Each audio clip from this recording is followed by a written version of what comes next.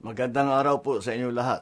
Mga kababayan ko, naglabas na ang Court of Appeals ng freeze order laban sa mga bank account, ari-arian at sasakyang panghimpapawid na may kaugnayan sa mga anomalyang flood control project na iniimbestigahan ngayon ng gobyerno.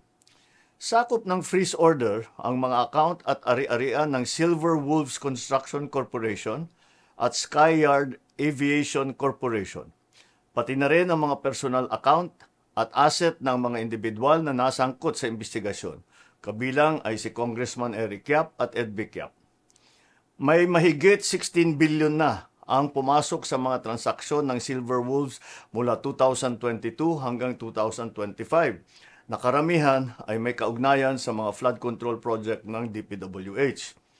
Kabuuang 280 bank account ang na-freeze, 22 insurance policy, 3 securities account at 8 sasakyang panghimpapawid, kabilang ang mga eroplano at helicopter na konektado sa Skyyard Aviation. Kailangan natin ang mga freeze order na ito para hindi maibenta ang mga ari-arian at para maibalik natin sa ating mga kababayan ang bawat pisong pinaghihinalaang ninakaw. Meron ding 8 taga-DPWH sa Davao Occidental na nagpadala na ng sulat na sila ay magsusurrender sa NBI dahil sa hinaharap nilang mga kaso. Inaasahan na rin nating lalabas ang warrant of arrest na ni Sara Diskaya itong linggong ito at hindi na rin magtatagal ang pag-aresto sa kanya. Magpapatuloy ang investigasyon, magpapatuloy ang pagpapanagot at titiyakin ng pamahalaan na ang pera ng bayan ay maibabalik sa taong bayan.